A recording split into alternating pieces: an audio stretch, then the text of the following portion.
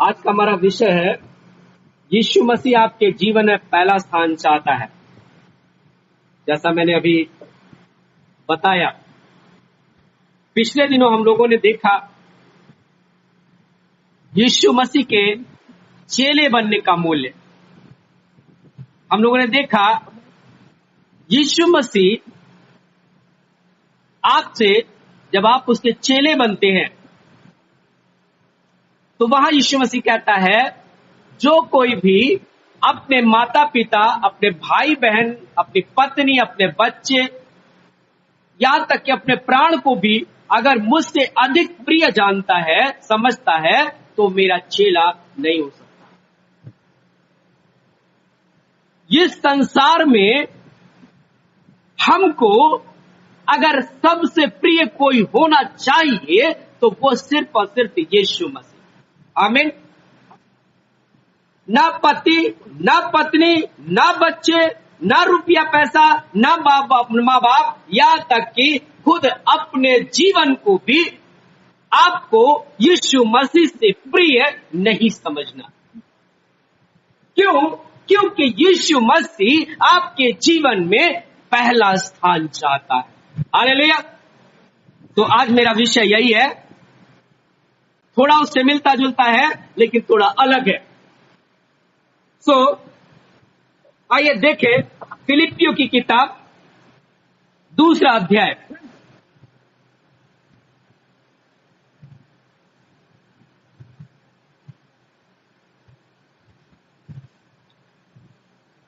और 8 पद से लेकर 11 पद तक हम देखेंगे। उसने मनुष्य के रूप में प्रकट होकर अपने आप को दीन किया, वह यहां तक आज्ञाकारी रहा कि मृत्यु, हां, क्रूस की मृत्यु भी सह ली। इस कारण परमेश्वर ने उसको अत्यंत महान किया और उसको वह नाम दिया जो सब नामों में श्रेष्ठ है, ताकि जो स्वर्ग में और पृथ्वी पर तथा पृथ्वी के नीचे है, वे सब यीशु के नाम पर घुटना टेके और परमेश्वर पिता की महिमा के लिए हर एक जीव स्वीकार करे कि यीशु मसीह ही प्रभु है। तो यहां पद 8 में लिखा हुआ है, 8 और 9 में, वो यहां तक आज्ञाकारी रहा कि उसने अपनी मृत्यु भी सह ली। मेरे प्रियो, इस संसार में यह कड़वा सच है। लोग कहते तो हैं लोगों से कि हम आपको बहुत प्यार करते हैं, अपनी जान से भी ज्यादा प्यार करते हैं, लोग कहते हैं। लेकिन हकीकत तो यह है कि कोई भी अपने आप से ज्यादा किसी को प्यार नहीं करता। मेरे पिताजी एक कहावत कहते थे, मेरे गांव की कहावत है मेरी भाषा में, कि जब गांव में मरी पड़ती है तो किसी और दूसरे को नहीं देखता है, वो अपने आप को देखता है। उदाहरण, अभी कोरोना महामारी पड़ी, माँ बाप को बच्चों ने त्याग दिया। वो बीमार थे, लोग आके उस बीमार को ले जाते थे, लेकिन उस व्यक्ति को कोई हाथ नहीं लगाता था। क्यों? हमको कोरोना हो जाएगा, हम भी मर जाएंगे। अपनी अपनी पड़ी थी, लाश आती थी, उस लाश को भी लोग नहीं छूते थे। कहते भैया इसको दफना दो, जो करना वो कर दो, घर में मत लाना। क्यों? हमको कोरोना हो जाएगा, हम मर जाएंगे। लोग तो कहावत कहते थे, ये सच हो गया कि गांव में पड़ी मड़ी और अपनी अपनी पड़ी। अपने आप से कोई भी किसी को अधिक प्रिय नहीं जानता, समझता। लेकिन यीशु मसीह ने अपने प्राणों की भी परवाह नहीं की, केवल एक वजह से, परमेश्वर ने उसको आज्ञा दी थी। यीशु ने कहा, हे पिता, हो सके तो ये प्याला मेरे सामने से हट जाए, परंतु फिर भी मेरी नहीं तेरी इच्छा पूरी हो। मतलब परमेश्वर की यह इच्छा थी यीशु मसीह उस कलवरी क्रूस पर बलिदान हो, यीशु मसीह को मारा जाए, उसको कोड़े मारे जाए, उसको थप्पड़ मारे जाए, उसको घूंसे मारे जाए, उसका तिरस्कार किया जाए, यहां तक कि उसे अपना प्राण भी दे देना पड़े। ये परमेश्वर पिता की मर्जी थी और इस मर्जी को यीशु मसीह ने पूरा किया कि फिर भी हे पिता, मेरी नहीं तेरी इच्छा पूरी हो।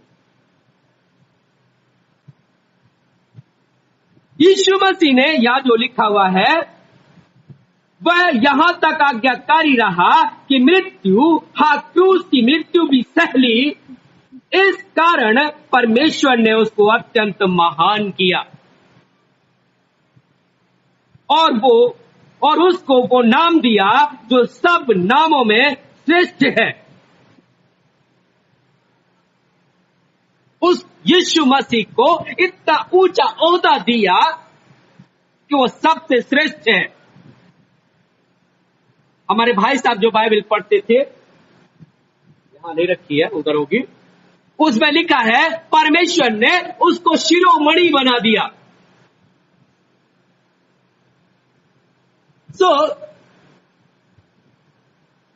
परमेश्वर प्रथम है, यीशु मसीह प्रथम है और वो चाहता है उसके पीछे चलने वाला हर एक व्यक्ति उसको अपने जीवन में पहला स्थान दे।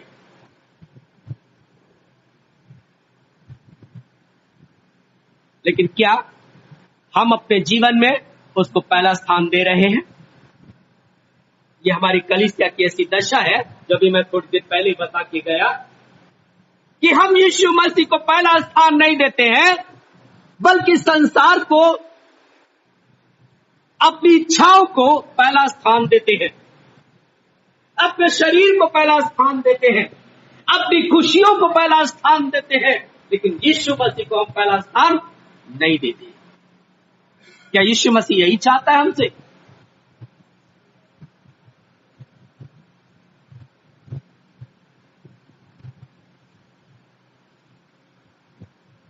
यूहन्ना, यीशु मसीह यहां तक कि स्वर्गदूतों में भी श्रेष्ठ। आइए देखें इब्रानियों 1:1-4। मैं बहुत जल्दी जाऊंगा।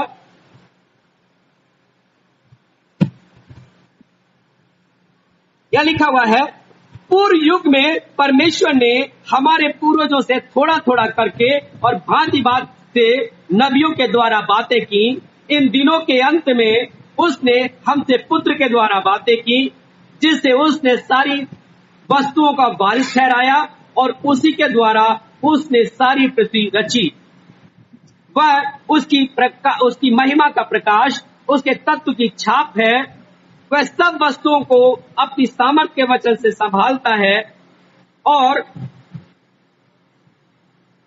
वह पापों को धोकर ऊंचे स्थानों पर विराजमान महिमा मान के दाहिने जा बैठा है। वह स्वर्गदूतों से उतना ही उत्तम ठहरा है जितना उसने उससे बड़े पद का वारिस होने का उत्तम नाम पाया है। वह स्वर्गदूतों से उतना ही उत्तम ठहरा है। अभी हम पहले क्या पढ़ के गए? परमेश्वर ने उसको क्या किया? शिरोमणि बना दिया, सब नामों में सर्वश्रेष्ठ नाम दिया, ऊंची पदवी दिया, यहां तक कि स्वर्गदूत भी उसके बराबर नहीं, वो स्वर्गदूतों से भी उत्तम है, ऊंचा है। लेकिन हम आप क्या करते हैं? दुनिया के लोग क्या करते हैं? यीशु मसीह को तुच्छ समझते हैं। बाइबल भी इस चीज को कहती है, वो तुच्छ गिना गया। और आज के लोग भी उसको तुच्छ ही समझते हैं। जो जानते हैं वो भी, जो नहीं जानते उनकी तो बात अलग है। जो जानते हैं वो भी यीशु मसीह को पहला स्थान नहीं देते हैं। अगर बात किया जाए तो कहेंगे नहीं नहीं, यीशु मसीह हमारा उद्धार करता है, यीशु मसीह हमारे लिए मुर्दों में से जीवित हो गया, यीशु ने हमारे लिए कोड़ों की मार को सह लिया, ये सब कहेंगे। लेकिन उनकी कथनी और करनी में फर्क रहता है। जब बात आती है पहला स्थान देने की, तो लोग अपने जीवन में यीशु मसीह को पहला स्थान नहीं देते, लेकिन वो आपसे अपने जीवन में पहला स्थान चाहता है। बाइबल के अनुसार हम लोग देखते हैं, हमें जो सिखाया गया, परमेश्वर आपके जीवन में पहला स्थान। दूसरा स्थान है पति और पत्नी का एक दूसरे के लिए। उसके बाद तीसरा स्थान संसार के लिए, अपने माँ बाप के लिए। लेकिन प्रेम की बात आती है, आदर की बात आती है, आदर की, तो दूसरा स्थान माँ बाप का है। यहां फर्क है। यहां भी लोग उल्टा कर जाते हैं, समझते नहीं है। आदर की बात आती है तो दूसरा स्थान माँ बाप का है, पहला स्थान परमेश्वर का। तो पहला स्थान हर मायने में परमेश्वर चाहता है, यीशु मसीह चाहता है आपसे अपने जीवन के लिए। क्या हम अपने जीवन में पहला स्थान उसको देते हैं? आइए, कैसे और क्यों? यीशु मसीह सृष्टि में पहलौठा है। बाइबल कहती है यूहन्ना 1:1 में, आदि में परमेश्वर ने आकाश और पृथ्वी की सृष्टि की। ये उत्पत्ति का वचन है, सॉरी। आदि में परमेश्वर था, आदि में वचन था, वचन परमेश्वर के साथ था और वचन ही परमेश्वर था। सब कुछ उसी के द्वारा सृजा गया, और जो कुछ भी सृजा गया उसके बिना नहीं सृजा गया।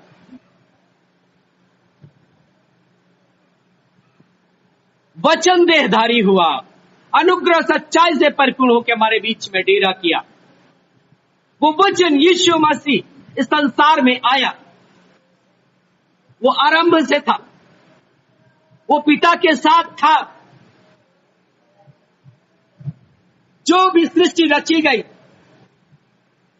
वो सारी सृष्टि यीशु मसीह के द्वारा रची गई। यानी यीशु मसीह सबसे पहले है। यीशु मसीह सबसे पहले है। लेकिन हमारे जीवन में वो पहले नहीं है। दूसरी बात,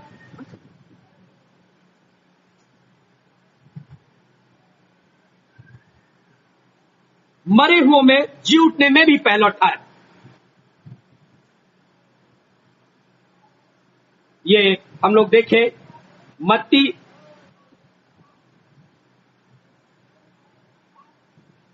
27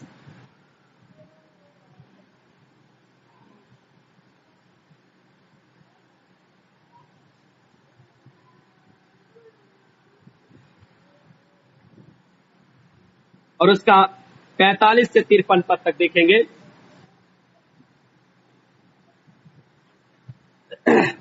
दोपहर से लेकर तीसरे पहर तक पूरे प्रदेश में अंधेरा छाया रहा। तीसरे पहर के समय यीशु ने ऊंची आवाज से पुकार के कहा, एली एली लमा शबक्तनी, अर्थात हे मेरे परमेश्वर, तूने मुझे क्यों छोड़ दिया। जो लोग वहां खड़े थे उनमें से कुछ ने कहा, वह नबी एलिया को पुकार रहा है। उनमें से एक ने तुरंत दौड़ा और स्पंज में लेकर उसको सिरके में डुबाया और उसको सरकंडे में रखकर यीशु मसीह को चुसाया। दूसरों ने कहा, रहने दो, देखो ये नबी एलिया उसे बचाने आता है कि नहीं। तब यीशु ने ऊंचे स्वर से पुकार कर प्राण छोड़ दिया। उसी समय यरूशलेम के मंदिर का पर्दा ऊपर से नीचे की तरफ 2 टुकड़े हो गया। पृथ्वी कांप उठी और चट्टानें तड़क गईं, कब्रें खुल गईं और सोए हुए अनेक पवित्र लोगों के मृतक शरीर जी उठे। यीशु के जी उठने के बाद वे कब्रों से निकलकर पवित्र नगर में गए और बहुत लोगों को दिखाई दिए। यीशु मसीह जब प्राण छोड़ा तो कब्रें तड़क गई, मुर्दे जिंदा हो गए, लेकिन वो कब्र से नहीं निकले। लेकिन तीसरे दिन जब यीशु मसीह मुर्दों में से जी उठा, जब वो कब्र से बाहर निकला, उसके बाद वो मुर्दे उस नगर में टहलते हुए जिंदा दिख पड़े। इससे पहले कोई भी मुर्दा जिंदा नहीं हुआ, लेकिन यीशु मसीह मरने के बाद जब तीसरे दिन मुर्दों में से जीवित हुआ, उसके बाद वो सारे मुर्दे जो यहां लिखा हुआ है वो जिंदा हो गए। हालेलुया। मृतकों में से भी जी उठने वालों में यीशु मसीह पहला था।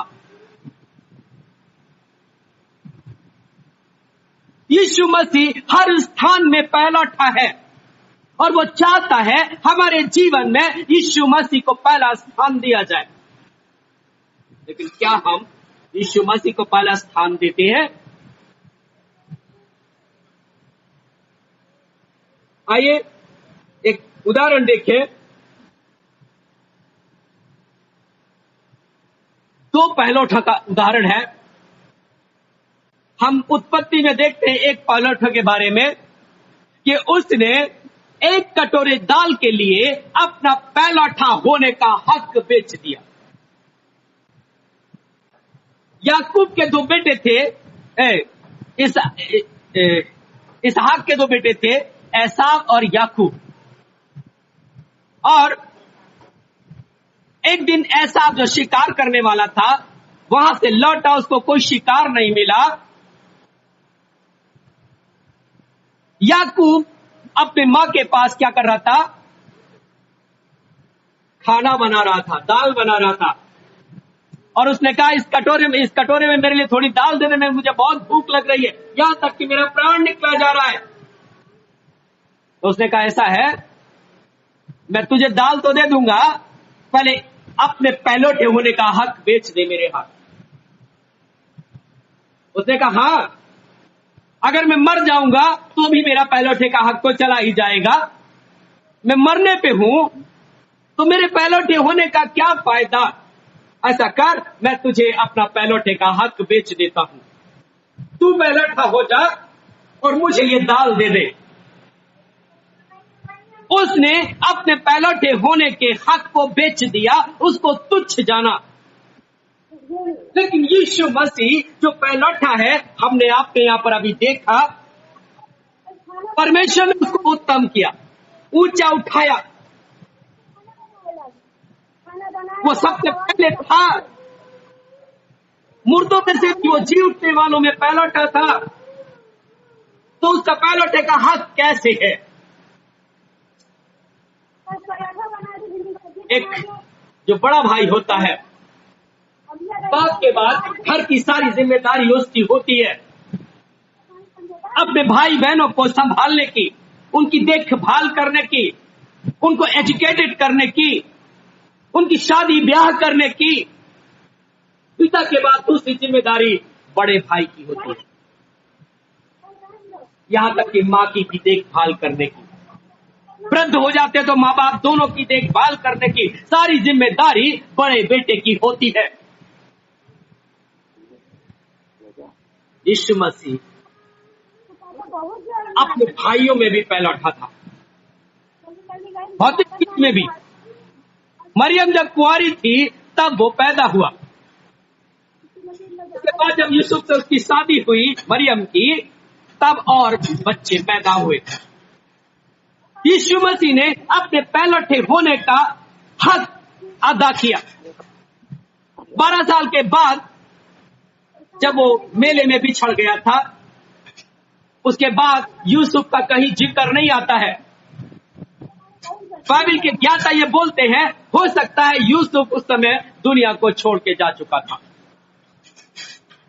क्यों? क्योंकि यीशु मसीह क्या था?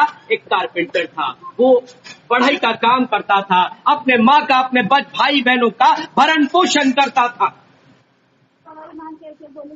और जब 30 साल का हुआ, यानी इसके भाई बहनों की शादी हो चुकी थी। बाइबल कहती है, फरीसी शास्त्री कहते हैं, क्या ये वही नहीं जिसकी बहनें हमारे बीच में ब्याही हुई हैं? की शादी किसने की? उन बहनों की शादी किसने की? भाइयों का जिक्र नहीं दिया शादी का, लेकिन उनकी भी शादी की होगी।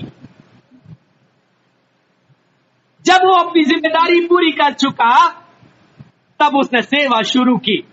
हालेलुया। घर परिवार अपने भाइयों के हाथ में सौंप दिया, लेकिन उसने देखा कि मेरे भाई अपनी जिम्मेदारी पूरी नहीं निभा रहे हैं। मरते वक्त में जब मरियम सामने खड़ी थी, उसने मरियम के हाथ को अपने चेले किसके, यूहन्ना के हाथ में दिया। बोला, हे पुत्र, ये तेरी माता है, और हे नारी, ये तेरा पुत्र है। अपनी आखिरी सांस तक यीशु मसीह ने अपने पहलौठे होने की जिम्मेदारी को पूरा किया। हालेलुया। उसने तो अपनी जिम्मेदारी अपने भाइयों को देनी चाहिए, क्योंकि वो परमेश्वर का काम करना चाह रहा था। लेकिन जब उसने भाइयों की स्थिति को देखा होगा, उनके चाल चलन को देखा होगा, और वो उसका दुनिया से जाने का टाइम हो रहा था, उसने अपनी जिम्मेदारी को देखा। मेरी माँ मेरे बाद क्या होगा इसका, मेरी माँ मेरी जिम्मेदारी है। भाई बहनों की शादी मैंने कर दी, वो अपने परिवार में खुश थे, लेकिन मेरी माँ का क्या होगा। आखिरी समय में भी यीशु मसीह को अपने माँ की फिक्र थी, अपने पहलौठेपन का एहसास था, और उसने अपनी जिम्मेदारी को अपने चेले के लिए ट्रांसफर किया। क्या हम यीशु मसीह को अपने जीवन में पहला स्थान दे रहे हैं? मेरा आपसे यही प्रश्न है बार बार। यीशु मसीह आपके जीवन में चाहता है पहला स्थान। जैसे उसने अपने पहलौठेपन के हक को पूरा किया, यहां तक कि अपनी जान दी। इसके लिए वो आत्मिक रूप में हमारा भी पहलौठा है। हम, जबकि बाइबल कहती है हम परमेश्वर के लिए पालक पुत्र हैं, गोद लिए हुए बच्चे हैं, इसलिए यीशु मसीह हमारा भाई है। तो हम तो बाद में गोद लिए गए, पहले तो यीशु मसीह है। तो यीशु मसीह हमारा बड़ा भाई है, वो पहलौठा है। तो क्या हम अपने जीवन में अपने बड़े भाई को पहला स्थान न दें? हालेलुया। मेरे प्रियो, हर स्थिति में यीशु मसीह आपसे आपके जीवन में पहला स्थान चाहता है। लेकिन हम क्या है, हम पहला स्थान किसको दे देते हैं? संसार को दे देते हैं, अपनी नौकरी को दे देते हैं, अपने घर परिवार को दे देते हैं, अपने बच्चों को दे देते हैं। पहला स्थान मतलब फर्स्ट प्रायोरिटी, पहला स्थान, पहला तवज्जो आप किसको देंगे? अपने परिवार को, अपने बच्चों को, या यीशु मसीह को? पिछले दिनों हमने देखा यीशु मसीह जा रहा था, एक से यीशु ने कहा, तू मेरे साथ खोले। उसने कहा, हे प्रभु, पहले मुझे मेरे पिता को दफना आने दे।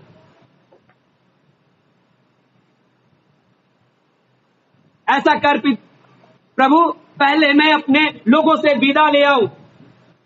वह पहला शब्द जो आ रहा है, इसका मतलब उसके बाद मैं तेरे साथ होगा। यीशु मसीह ऐसा नहीं चाहता मेरे प्रिय। जो पहला स्थान है, जैसे भी कोई बात आती है, हे प्रभु मैं तेरे लिए पहले खड़ा हूं। यीशु मसीह आपसे ये चाहता है कि आप अपने जीवन में हर क्षेत्र में पहले यीशु मसीह को देखें।